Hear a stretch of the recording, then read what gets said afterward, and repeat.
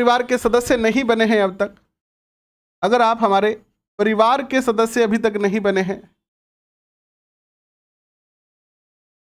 परिवार के सदस्य अगर आप नहीं बने हैं अब तक, तो परिवार के सदस्य जरूर बन जाए, ताकि आने वाले सारे सेशन का आपको जो है वो नोटिफिकेशन मिले।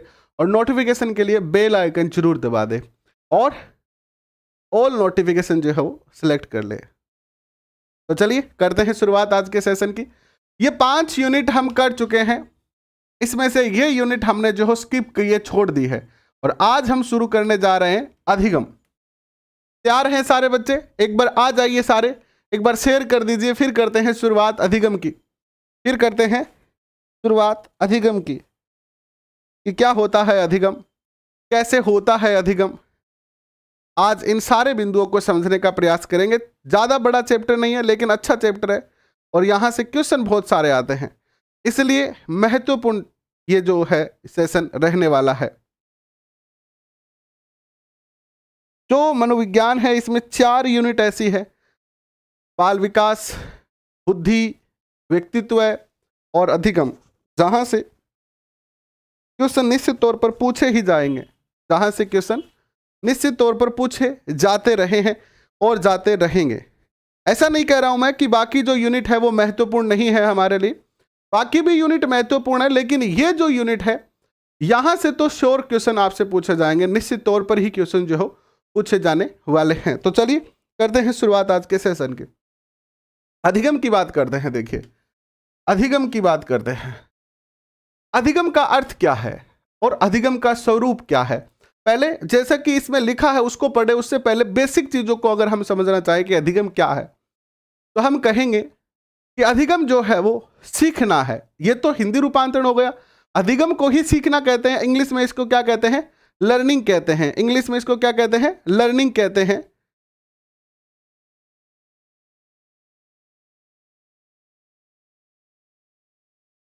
क्या अखबार पढ़ते हैं तो उसे सीखना कहेंगे हम? क्या आप जब रास्ते में चल रहे हैं और आप बहुत सारे जो है वो ऐड आपके सामने आते हैं, दीवार पे लगे हुए पंपलेट आपके सामने आते हैं, तो उसको भी हम जो है वो अधिगम कहेंगे? क्या उसको हम अधिगम कह सकते हैं? कह सकते हैं क्या? नहीं कह सकते। तो फिर अधिगम किसको कहेंगे? अपने अनुभव के द्वारा या किसी प्रशिक्षण के द्वारा अगर कोई हम स्थायी ज्ञान प्राप्त करते हैं, अगर कोई हम स्थायी ज्ञान प्राप्त करते हैं तो उसे क्या कहते हैं, अधिगम कहते हैं। आइए इसको थोड़ा सा समझने का प्रयास करते हैं। जय नारायण जी, कैसे हैं आप? सीखना व्यक्ति के व्यवहार की एक प्रमुख प्रक्रिया है।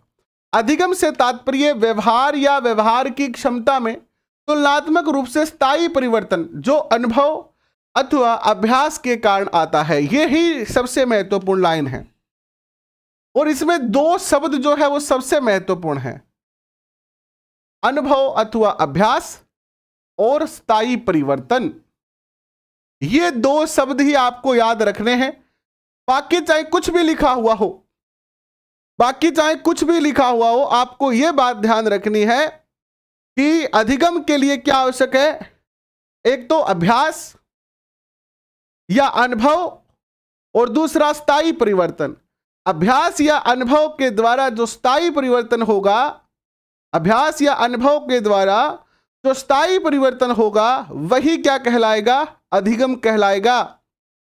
अगर आप अभ्यास और अनुभव कर रहे हैं बट स्थायी परिवर्तन नहीं हो रहा है, अगर स्थायी परिवर्तन नहीं हो रहा है तो वो अधिगम नहीं कहलाएगा। अगर आप अभ्यास और अधिगम कर रहे हैं और स्थायी परिवर्तन होता है तब कहलाएगा। इसके अलावा कभी कभी आदत बन जाती है, जैसे किसी को मीठा खाने की आदत है तो वो तो स्थायी परिवर्तन है, बट उसको अधिगम नहीं कहेंगे क्योंकि वो अनुभव और अभ्यास के कारण होकर वो आदत में आएगा। फिर ठीक है, आदत में आएगा। देखिए और समझते हैं थोड़ा। इन परिभाषाओं से अधिगम की निम्नलिखित जो है वो तथ्य स्पष्ट होते हैं कि सीखने की प्रक्रिया में व्यवहार में परिवर्तन अभ्यास अथवा अनुभव के कारण होता है।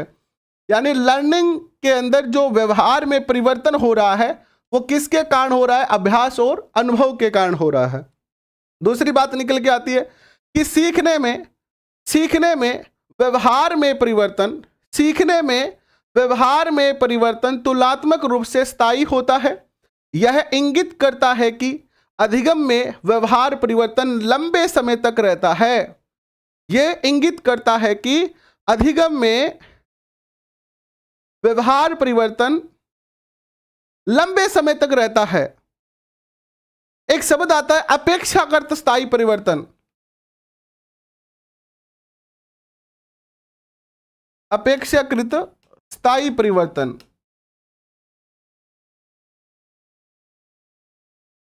जब भी आप किसी भी बुक में अधिगम की परिभाषा पढ़ोगे तो यही लिखा आएगा कि अपेक्षाकृत स्थायी परिवर्तन होना चाहिए। इसको अगर मैं एक्सप्लेन करता हूं आपके सामने, आपको हर सेशन के हर्षिता जी, हर सेशन के अंडर 10 मिनट, जैसे ही सेशन क्लास हमारी एंड होती है उसके 10 मिनट के अंदर अंदर आपको ये पीडीएफ जो है वो हमारे टेलीग्राम पे मिल जाएगी। यहां आप समझने का प्रयास करें और केवल मोस्ट लाइनें ही नोट करें। इसके बाद जब आपको पीडीएफ मिल जाए तो उसको डाउनलोड कर और उससे आप फिर नोट्स जो है वो डिटेल में बनाएं, क्योंकि समझना सबसे ज्यादा जरूरी है। समझ में आ जाएगा ना तो फिर नोट्स जो है वो अपने आप स्वतः ही आप पीडीएफ से बना लोगे। तो अपेक्षाकृत स्थायी परिवर्तन क्या होता है? जैसे कि अभी 2021 के अंदर रीट की भर्ती आई और आप सब लोग जो है वो रातों पढ़ते थे। मीन क्या है? रात को 11 बजे, 12 बजे, 1 बजे, 2 बजे तक पढ़ते थे। कुछ बच्चे ऐसे होते थे जो सुबह 3 बजे उठ जाते थे, 4 बजे उठ जाते थे और सुबह भी पढ़ते थे। यानी आपने अपनी दिनचर्या के अंदर, अपने व्यवहार के अंदर एक परिवर्तन ले आए कि आपको रात को देर रात तक जागना है या सुबह आपको जल्दी उठना है। आप अपने व्यवहार में परिवर्तन लेके आए कि नहीं आए? और वो परिवर्तन कब तक रहा? जब तक आपको उसकी आवश्यकता थी, यानी रीट के पेपर होने तक।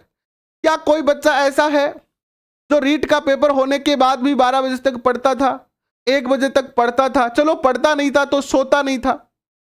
नहीं है।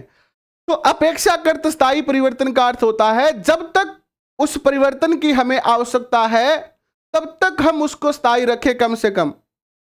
जैसे अभी आपका दोबारा रीट का लक्ष्य बन गया, नई भर्ती आ गई है, 24 तारीख को पेपर होने वाला है, तो एक बार फिर से आप अपने व्यवहार में एक अपेक्षाकृत स्थायी परिवर्तन लाओगे 24 जुलाई तक के लिए। यह अधिगम है। ठीक है, यह क्या है? अधिगम है। देखिए आगे चलते हैं। तीसरी बात क्या कही गई है कि दवा, थकान, बीमारी आदि के कारण होने वाले परिवर्तन सीखना नहीं है। कई बार जब सर दर्द होता है तो पढ़ने का मन नहीं करता है, हमारा व्यवहार चिड़चिड़ा हो जाता है, हमें गुस्सा ज्यादा आने लगता है।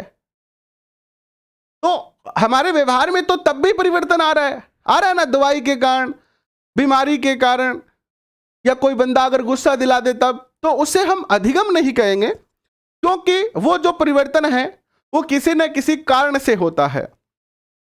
तो ऐसे परिवर्तन को हम स्थायी परिवर्तन नहीं कह सकते हैं। उदाहरण के लिए थकान होने पर एक बालक बैठ जाता है, तो इस व्यवहार परिवर्तन को सीखना नहीं कह सकते हैं हम। अगली पंक्ति आती है, तीसरा जो कांड दिया है इन्होंने कि परिवर्तन व्यवहार की क्षमता तथा बाह्य व्यवहार दोनों में ही हो सकता है। आपके बाहरी व्यवहार में भी परिवर्तन हो सकता है, प्लस आपकी क्षमता में भी परिवर्तन हो सकता है। जब इतने दिन रीट के अनाउंसमेंट नहीं हुआ था तब आपको 10 बजे नींद आने लगती थी, ज्यादा से ज्यादा 11 बजे तो नींद आई जाती थी। लेकिन अब क्योंकि रीट का पता चल गया है पेपर कब होने वाला है, तो अब आप 12, 1, 2 बजे तक पढ़ सकते हैं। आप अपनी क्षमता बढ़ा लेंगे जागते रहने की, आप अपनी जागते रहने की क्षमता बढ़ा लेंगे और आपके बाह्य और आंतरिक दोनों व्यवहार में आप परिवर्तन कर सकते हैं। उदाहरण के लिए, नक्शे का अध्ययन कर एक व्यक्ति अपने मित्र के घर का रास्ता नक्शे से सीख लेता है, यद्यपि वह वहां वास्तविकता में नहीं जाता है। यहां इसे सीखना कहेंगे कि बालक ने मित्र के घर का रास्ता सीख लिया। इसके बाद देखिए, व्यवहार में परिवर्तन अनुभव या अभ्यास के कारण होता है। उदाहरण के लिए, एक बालक किसी गर्म स्टोव को छूता है और उसका हाथ जल जाता है। इस अनुभव के बाद पुनः उसे स्टोव को नहीं छूता है। इस व्यवहार को अधिगम कहेंगे। गर्म स्टोव की उदाहरण भी तो है, यानी ये बालक ने कैसे सीखा, ये बालक ने कैसे सीखा कि अगर मैं स्टोव के पास जाऊंगा तो वो गर्म है और मेरा हाथ जल जाएगा। कहने से थोड़ी सीखा था। उसकी माँ तो रोज कहती थी, बेटा स्टोव का नहीं ना जाई, चूल्हे का नहीं ना जाई, हाथ जल जाओ। बट बेटू कौन मान्यो,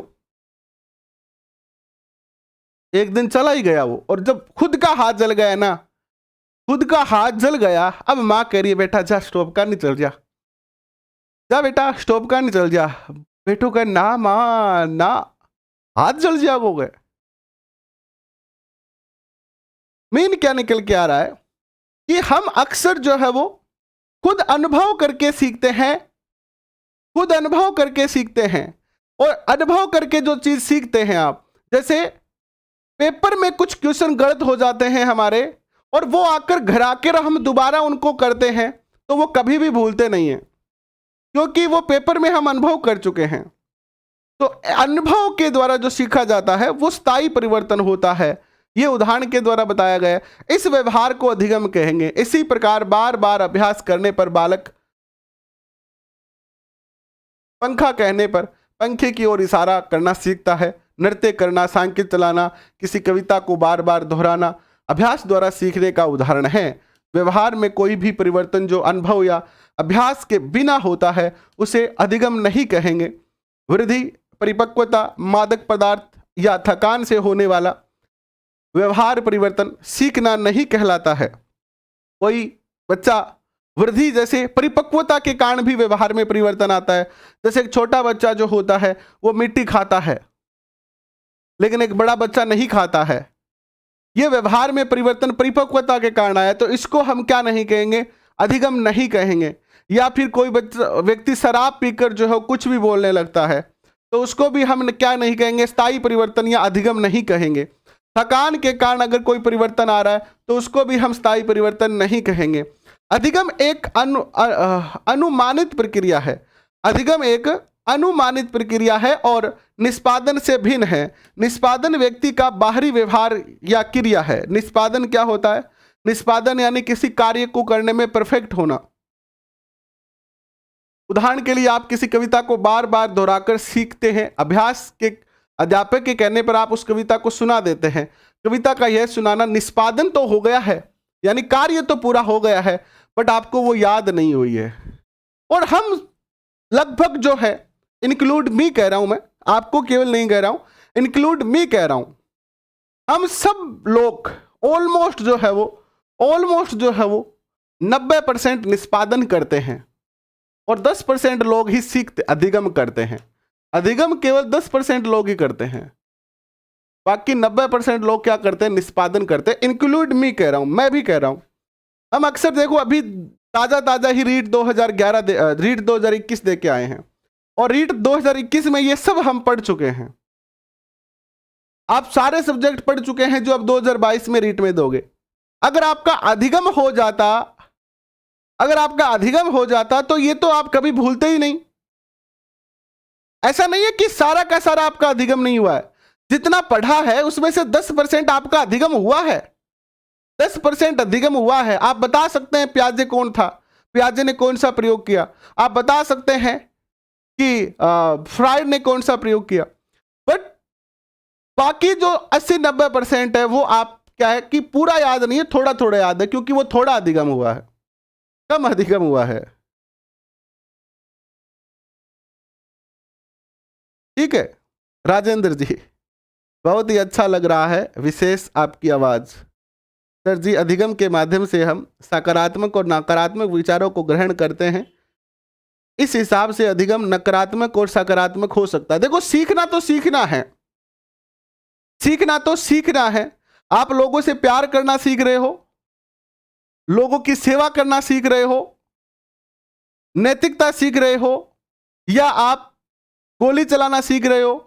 अब जैसे एक उदाहरण के तौर पर भारतीय सैनिक है उनको भी गोली चलाना सिखाया जाता है, और पाकिस्तान में आतंकवादियों को भी गोली चलाना सिखाया जाता है। अधिगम तो दोनों का ही हो रहा है ना, भारतीय सैनिकों का भी अधिगम हो रहा है और पाकिस्तान आतंकवादियों का भी क्या कर रहा है, अधिगम ही कर रहा है। बट यहां पर अधिगम जो है वो नेगेटिव और पॉजिटिव है।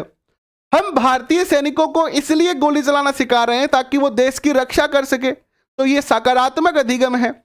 और वो पाकिस्तान अपने आतंकवादियों को इसलिए गोली चलाना सिखा रहा है ताकि वो भारत में जाकर आतंक मचा सके। तो अधिगम का उद्देश्य तय करता है, अधिगम का उद्देश्य तय करता है कि वो नेगेटिव होगा कि पॉजिटिव होगा। भारतमल कैसे हैं आप, स्वागत है आपका। हीरालाल सैनी जी कैसे हैं, राजकुमार सैनी जी कैसे हैं आप, गुड आफ्टरनून।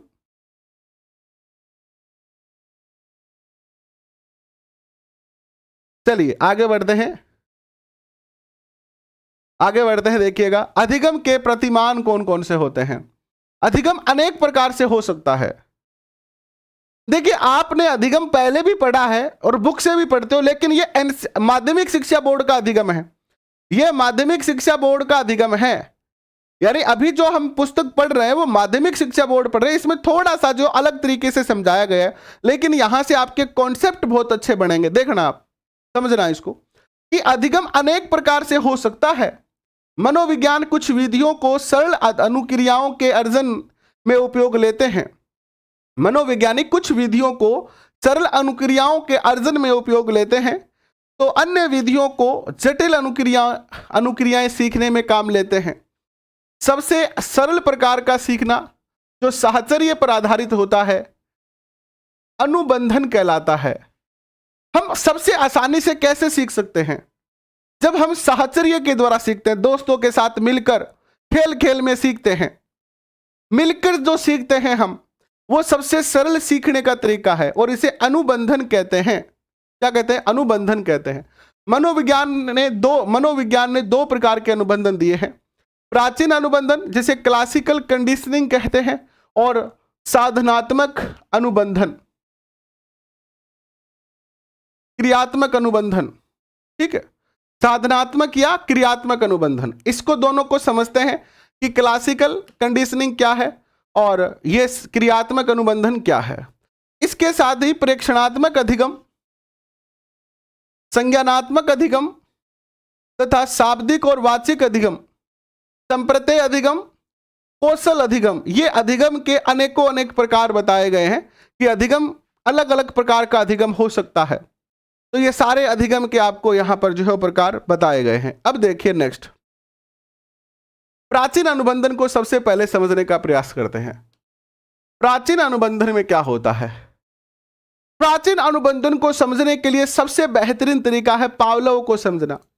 पावलोव ने एक कुत्ते को पकड़ के उसको कुछ दिन भूखा रखकर उसके ऊपर प्रयोग करना शुरू किया और उसको एक ऐसे सांचे में ले जाके खड़ा कर दिया, ऑपरेशन करके यहाँ से कट लगा के एक सटका लगा दिया, अंदर पाइप लगा दिया लार ग्रंथि में, कि जब भी इसके मुंह में लार आएगी तो इस पाइप के जरिए पात्र में आके इकट्ठी हो जाएगी। अब इसके बाद क्या करता है पावलोव कि इसको भोजन देता है और भोजन को देखते ही पता है, स्वाभाविक सी बात है, मानव के मुंह में भी लार आ जाती है। मैं आपके सामने अच्छी अच्छी मिठाइयों का नाम लूंगा, नाम लेने से ही मुख में जो हो एक बार तो क्या आ जाता है, पानी आ जाता है। तो फिर अगर सामने दिखाई दे तो कुत्ते के सामने जो है भोजन रखा जाता है और जैसे ही कुत्ता भोजन को देखता है उसके मुंह में लार आ जाती है और लार जो उस पाइप के जरिए नीचे आके पात्र में इकट्ठा हो जाती है। पावलोव को पता चल गया कि लार आ गई। पावलोव ने भोजन दिया, ठीक है। दूसरे दिन पावलोव ने क्या किया, पहले घंटी बजाई, फिर भोजन दिया और फिर लार आ गई। घंटी बजाई, भोजन दिखाया, लार आई। घंटी बजाई, भोजन दिखाया, लार आई। घंटी बजाई, भोजन दिखाया, लार आई।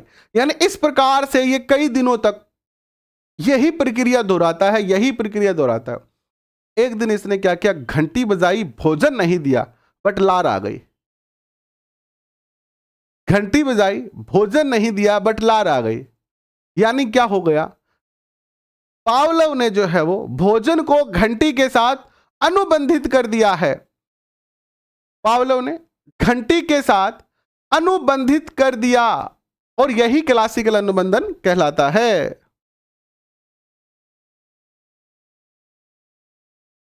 ठीक है, आगे बढ़ते हैं।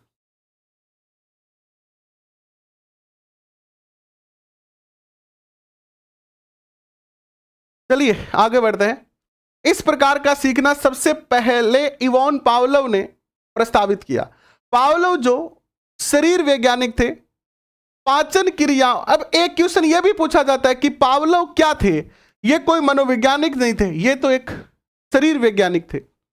ये पाचन क्रियाओं का अध्ययन कर रहे थे। पावलोव कोई मनोविज्ञान के लिए प्रयोग नहीं कर रहे थे, ये तो पाचन क्रिया का अध्ययन कर रहे थे। कुत्ता उन तस्त्रियों को जिनमें उन्हें भोजन दिया जाता था, देखने पर लार स्रावित करना प्रारंभ कर देता था। यानी जैसे आपने अगर आपके घर में गाय या कुत्ता पाल रखा है, तो कुत्ते का एक निश्चित पात्र होता है घर में, है ना, निश्चित पात्र होता है। तो मालिक जब भी उसका पात्र उठाता है, तो कुत्ते को पता चल जाता है कि हाँ अब रोटी आने वाली है, भोजन आने वाला है, तो वो क्या करता है? लार टपका देता है। यही से इसका प्रयोग शुरू होता है। पावलोव ने देखा कि जब कुत्ते की प्लेट को देखता है कुत्ता, तो वह लार स्रावित करने लगता है। क्यों? क्योंकि उसका भोजन के प्रति संबंध स्थापित हो चुका है। इसी के आधार पर पावलोव ने कुत्ते पर प्रयोग किया और प्राचीन अनुबंधन सिद्धांत दिया। प्राचीन अनुबंधन के अनुसार जब एक तटस्थ उद्दीपक अर्थात नेचुरल स्टिमुलेशन को स्वाभाविक उद्दीपक अर्थात नेचुरल स्टिमुलस के साथ युग्मित कर दिया जाता है। एक मिनट रुकना, यहां कुछ स्वाभाविक उद्दीपक को तटस्थ उद्दीपक, जब एक तटस्थ उद्दीपक को, अच्छा जब एक अननेचुरल होना चाहिए था, यहां पर एक अस्वाभाविक उद्दीपक को तटस्थ उद्दीपक को स्वाभाविक उद्दीपक के साथ युग्मित कर प्रस्तुत किया जाता है, तो कुछ प्रयासों के पश्चात प्राणी उस तटस्थ उद्दीपक के प्रति भी, यहां पर तटस्थ का उद्दीपक का अर्थ है घंटी, इसको आप क्या कह सकते हो? अनकंडीशनल उद्दीपक भी, कंडीशनल उद्दीपक भी कह सकते हो इसको आप। पावलोव ने किया क्या? देखिए पावलोव ने क्या किया। पावलोव ने, देखो यहां पर आपको कुत्ता दिखाई दे रहा है, ये सारा प्रयोग तो आपने देखा ही है। इस प्रयोग से निष्कर्ष क्या निकलता है कि पावलोव ने पहले क्या दिया?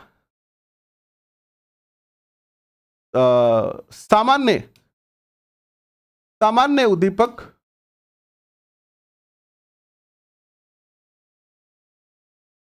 और सामान्य प्रतिक्रिया। सामान्य को आप नेचुरल भी समझ सकते हो, सामान्य प्रतिक्रिया। पहले यही तो हुआ कि भोजन दिखाया, सामान्य प्रतिक्रिया क्या थी? सामान्य उद्दीपक क्या था? सामान्य उद्दीपक था भोजन, और भोजन देख के कुत्ते ने क्या प्रतिक्रिया की? कुत्ते ने लार आना। पहली कंडीशन तो यही थी ना। अब इसमें पावलोव ने परिवर्तन किया कि असामान्य उद्दीपक या कृत्रिम उद्दीपक लिख देंगे यहां पर, कृत्रिम उद्दीपक के साथ इसने क्या किया? प्राकृतिक या सामान्य उद्दीपक दिया। क्या दिया? सामान्य उद्दीपक दिया। इसको आप प्राकृतिक भी कह सकते हो। और बराबर क्या आ गई? लार आ गई। ये क्या हो गई? सामान्य क्रिया हो गई कि नहीं हो गई? सामान्य प्रतिक्रिया। यानी जनरली इसको कृत्रिम क्यों कहा गया है? क्योंकि किसी भी बंदे की घंटी को देखकर लार नहीं आती है। आती है क्या घंटी को देख के लार? घंटी को देख के तो लार नहीं आती है ना। लेकिन पावलोव ने देखो क्या किया कि घंटी के साथ कृत्रिम उद्दीपक क्या था? घंटी था। और सामान्य उद्दीपक क्या था? भोजन था, है ना। यहां पर प्लस का निशान लगा देते हैं, प्लस। और बराबर प्रतिक्रिया क्या हुई? लार आना प्रतिक्रिया हुई। जैसे घंटी के साथ लार का कोई संबंध नहीं है, घंटी के साथ लार का कोई संबंध नहीं है, घंटी के साथ लार का कोई संबंध नहीं है। लेकिन हमने क्या किया? इस क्रिया को बार बार दोहराया, बार बार दोहराया, बार बार दोहराया, बार बार दोहराया। तो इससे क्या हुआ कि घंटी और भोजन के बीच में अनुबंधन स्थापित हो गया। अनुबंध स्थापित हो गया। अब पावलोव ने क्या किया, घंटी तो बजाई, यानी कृत्रिम उद्दीपक दिया, बट भोजन इसने दिया नहीं। तो कुत्ता भ्रमित हो गया बेचारा, कुत्ते को लगा कि भोजन आने वाला, उसने तो लार टपका दी, तो घंटी के साथ लार आने लगी। इसे ही कहते हैं क्लासिक अनुबंधन। इसे ही क्या कहते हैं, क्लासिक अनुबंधन। ये मानव पर भी अगर करेंगे तो बिल्कुल परफेक्ट यही आता है। जैसे अगर आप हॉस्टल में रहे हो बीएड करते समय, हॉस्टल में रहा है आप में से कोई? हॉस्टल में क्या होता है, मैं भी हॉस्टल में रहा हूं तो मैं अपना अनुभव बताता हूं कि मैं 2007 की बात है ये, 2007 में मैं बीएसटीसी करने गया था। तो हमारा जो हॉस्टल था, अब मैं तो घर से गया था, मुझे पता नहीं था, लेकिन वहां पर यह था कि सुबह जो है वो सुबह 8 बजे चाय की घंटी बजेगी।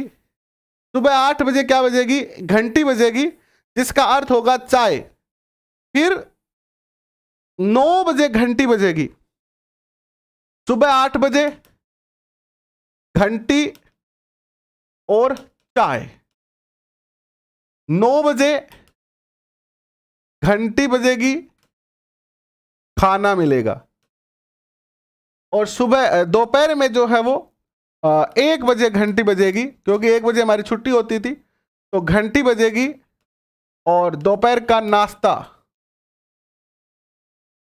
और रात को जो है 8 बजे घंटी बजेगी, और घंटी बजते ही रात का खाना शुरू होगा। अब शुरू में क्या है कि हम जब हॉस्टल में गए घर से तो भूख ज्यादा लगती थी, बाहर जाते हैं तो हम बड़ा वेट करते थे घंटी का। तो जो बच्चा चाय पीता था वो तो 8 बजे वाली घंटी पर भाग के चाय पीने चला जाता था, हम तो चाय पीते नहीं थे, तो इसके साथ तो हमारा कोई अनुबंधन नहीं हुआ। और इस घंटी बजते ही हम दौड़ के जाते थे, हम 3 लोग थे हमारे रूम में, हम तीनों जाते थे, क्योंकि अभी नए नए गए थे, तो हम तीनों दौड़ के जाते थे घंटी बजते ही। और धीरे धीरे जो घंटी के साथ अनुबंधन स्थापित हो गया। इसके बाद जब घर आए तो वो घंटी वाली आदत थी, तो घंटी सुनते ही ऐसे भूख लग जाती थी। क्या आपके साथ भी ऐसा हुआ? क्या आपके साथ भी ऐसा हुआ कि घंटी बजते ही भूख लग जाती थी आपको, या मुख में पानी आ जाता था, भूख अचानक से बढ़ जाती थी? अगर ऐसा हुआ है तो आप सबका भी प्राचीन अनुबंधन जो स्थापित हुआ होगा, है ना? प्राचीन अनुबंधन स्थापित हुआ है आपका भी। अगर नहीं है तो आप ऐसा करके देख सकते हैं। इसके बाद देखिएगा, पावलोव का प्रयोग देखते हैं थोड़ा सा। पावलोव के प्रयोग की बात करते हैं। पावलोव का प्रयोग, पावलोव का प्रयोग क्या था देखिए।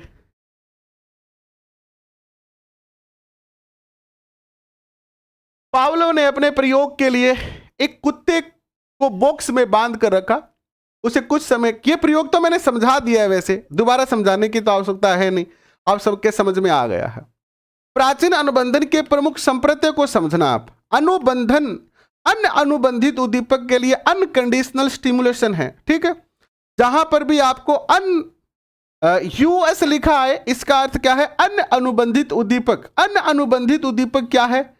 घंटी है, ठीक है? अन अनुबंधित अनुक्रिया यू आर, ये क्या है? लार आना है, लार आना है। तो देखिए अन अनुबंधित उद्दीपक क्या होता है? पावलोव ने प्रयोग में भोजन अन अनुबंधित उद्दीपक था, यानी इसका अन अनुबंधित भोजन उद्दीपक, अन अनुबंधित क्या था, सॉरी ये तो पहले से ही अनुबंधित था, भोजन कर दो यहां पर, भोजन।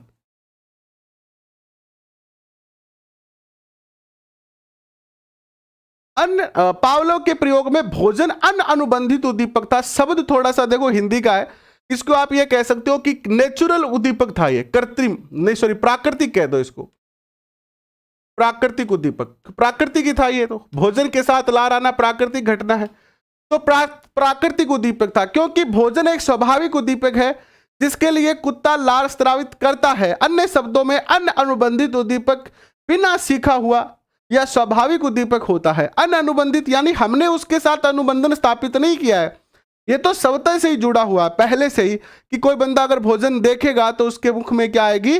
लार आएगी, ठीक है?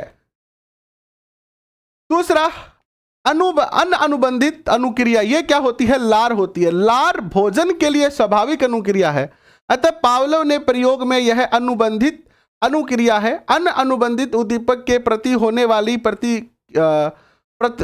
प्रतिवृत्ति क्रिया अन अनुबंधित अनुक्रिया कहलाती है। इसके बाद अनुबंधित उद्दीपक आता है। क्या आता है? अनुबंधित उद्दीपक, कंडीशनल स्टिमुलेशन। ये क्या है? ये है घंटी। ये क्या है? घंटी है, घंटी। जब एक तटस्थ उद्दीपक अर्थात कृत्रिम उद्दीपक, इसको आप क्या कह सकते हैं? कृत्रिम भी कह सकते हैं। कृत्रिम उद्दीपक को किसी अन्य अनुबंधित उद्दीपक के साथ बार बार युग्मित करने से वह समान प्रकार की प्रवृत्ति अनुक्रिया उत्पन्न करने का कारण बनता है, तो इसे तटस्थ उद्दीपक को अनुबंधित उद्दीपक यानी कंडीशनल स्टिमुलस कहते हैं। अनुबंधित अर्थात सीखा हुआ। भोजन के साथ लार आना, ये कोई आप सीखे थोड़ी हो। भोजन के साथ लार आना स्वभाव है, बट घंटी के साथ लार आना क्या है? घंटी के साथ लार आना क्या है? कंडीशनल है। ये आपको सीखना पड़ेगा, ये इसके लिए बार बार प्रैक्टिस करनी पड़ेगी, तब जाके घंटी के साथ क्या आएगी? लार आएगी। समझ में आ रहा है? समझ में आ रहा है? एक बार यस लिखिए अगर समझ में आ रहा है तो।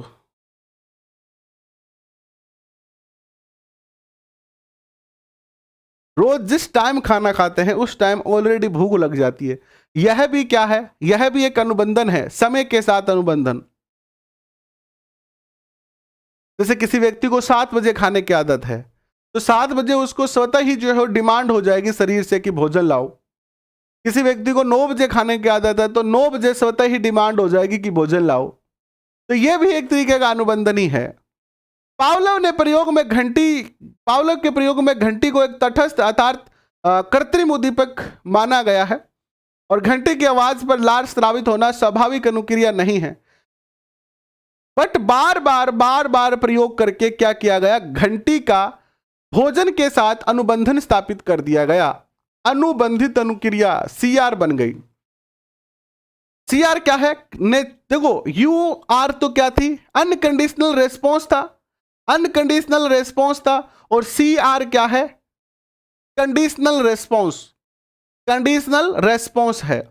इसके शब्दों में ना फंसे आप, शब्दों में फंसेंगे तो आपको दिक्कत आएगी। यहां से देखेंगे ये तो देखो प्राचीन अनुबंधन के निर्धारक तत्व कौन कौन से हैं। ये मामला आपके समझ में आ गया कि घंटी, भोजन और लार का क्या संबंध है। अगर नहीं आया तो मैं फिर से समझाता हूं आपको। अब देखिएगा कि प्राचीन अनुबंधन कितनी मजबूत होगा और कितना शीघ्रता से, देखो आपका जो संबंध स्थापित हुआ है घंटी के साथ वो कितना स्ट्रांग होगा, इस बात पर डिपेंड करेगा। ये इस बात पर डिपेंड करेगा कि घंटी और भोजन के बीच में कितना गैप है। जैसे घंटी बजी और भोजन दिया तो बहुत अच्छा अनुबंधन स्थापित हो जाएगा, सबसे स्ट्रांग। जब घंटी बजी और 2 मिनट के बाद दिया तो फिर अनुबंधन कमजोर होगा, क्योंकि घंटी का भोजन के साथ संबंध स्थापित नहीं हो पाएगा। देखना, अनुबंधित तथा अन अनुबंधित उद्दीपकों के बीच का अंतराल जो है वो तय करता है कि अनुबंधन कितना मजबूत होगा। प्राचीन अनुबंधन अनुबंधित तथा अन अनुबंधित की शुरुआत के बीच के समय से प्रभावित होता है। प्राचीन अनुबंधन की इस आधार पर निम्नलिखित 4 प्रक्रियाएं होती है। सहकालीन, यानी सहकालीन को मैं साधारण भाषा में आपको अगर समझाता हूं तो सह का अर्थ होता है साथ और कालीन का अर्थ होता है समय। तो समय के साथ, है ना, यानी घंटी बजाई और तुरंत भोजन दे दिया, घंटी बजाई तुरंत भोजन दे दिया और लार आ गई, यानी यहां पर जो टाइम का गैप है वो नहीं है बिल्कुल भी। टन भोजन, टन भोजन, टाइम का कोई गैप नहीं है, ज्यादा से ज्यादा 2-3 सेकंड का हो सकता है। टन और भोजन।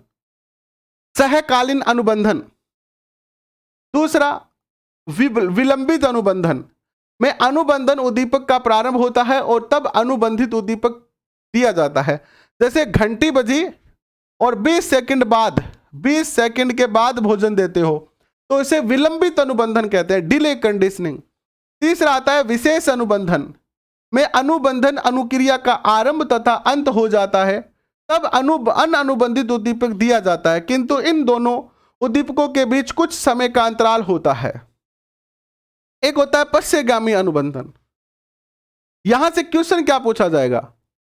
क्वेश्चन ये पूछा जाएगा कि अनुबंधन कब समाप्त हो जाता है। अनुबंधन जो है वो पावलोव के अकॉर्डिंग समाप्त कब हो जाता है कि आप घंटी बजाते जाओ, भोजन दो मत। घंटी बजाई, भोजन नहीं दिया, घंटी बजाई, भोजन नहीं दिया, तो अनुबंधन समाप्त हो जाएगा। और घंटी बजाई, भोजन देते रहे तो अनुबंधन वापस स्थापित हो जाएगा। जूनियर अकाउंटेंट की चर्चा हम करेंगे जब नोटिफिकेशन आ जाएगा तब, और नोटिफिकेशन आ जाएगा मार्च में लगभग।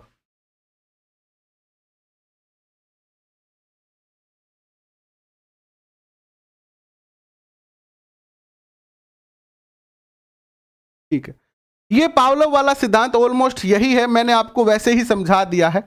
अब नेक्स्ट देखिए, क्रिया प्रसूत या निम्नलिखित अनुबंधन। ये कौन सा अनुबंधन है? देखिएगा, क्रिया प्रसूत अनुबंधन क्या होता है, यानी इसको SR थ्योरी कहते हैं। क्या कहते हैं इसको? SR theory. S का अर्थ होता है स्टिमुलस अर्थात उद्दीपक, और R का अर्थ होता है रेस्पॉन्स अर्थात प्रतिक्रिया। यानी ये थ्योरी ये कहती है कि अगर उद्दीपक दिखाएंगे हम, यानी बच्चे को अगर हम ये कहेंगे कि ये चॉकलेट है, जैसे एक बच्चा स्कूल नहीं जा रहा है, जैसे एक बच्चा जो स्कूल नहीं जा रहा है और रो रहा है स्कूल न जाने के लिए, ठीक है, अगर हम उसको ये कहेंगे कि ये चॉकलेट ले लो, तो चॉकलेट उसके लिए क्या है? उद्दीपक है। और ये कहेंगे कि चॉकलेट लेके स्कूल चले जाओ, तो वो चॉकलेट की लालच में प्रतिक्रिया कर रहा है, यानी उद्दीपक के लिए वो प्रतिक्रिया कर रहा है। इसे कहते हैं SR थ्योरी। कि अगर आपको किसी से कार्य करवाना है, जैसे कि मैं एक और उदाहरण देता हूं आपको, जैसे कि कल जो है हमारे शिक्षा मंत्री जी ने जैसे डेट घोषित की, तो आपके लिए उद्दीपक हो गया वो। और जैसे ही डेट घोषित हुई, आपने अपने पुराने जो कॉपी किताब है वो वापस उठा लिए कि नहीं उठा लिए, है ना? तो यही है कि उद्दीपक के लिए प्रतिक्रिया करना, इसे कहते हैं SR थ्योरी। और एक बाद में आगे हम RS थ्योरी भी पढ़ेंगे। सेकेंड ईयर के क्वेश्चन आंसर आपको सेकेंड ग्रेड के 2018 से लेकर और 2013 तक के सारे पेपर करवाएंगे हम। ये चैप्टर आज इतना ही करेंगे, कल इसको आगे लेके चलेंगे, ठीक है? अभी और पढ़ा है, और इसको कल अध्ययन करेंगे, विश्लेषण करेंगे। आशा करता हूं कि आपको समझ में आया है। अगर समझ में आया है तो इसे लाइक शेयर कर सकते हैं। आपको घबराना नहीं है। जो बच्चे सेकंड ग्रेड की तैयारी कर रहे हैं उसके लिए भी मेरे पास सारे पेपर पड़े हुए हैं। आपको 2018 से 11 तक के सारे पेपर करवाएंगे, रीट के पेपर करवाएंगे, और सेकंड ग्रेड का मनोविज्ञान, सेकंड ग्रेड SST का टीचिंग मेथड, ये सब सेम ही है, रीट और सेकंड ग्रेड के। तो दोनों में आपको सहायता मिलेगी। अभी के लिए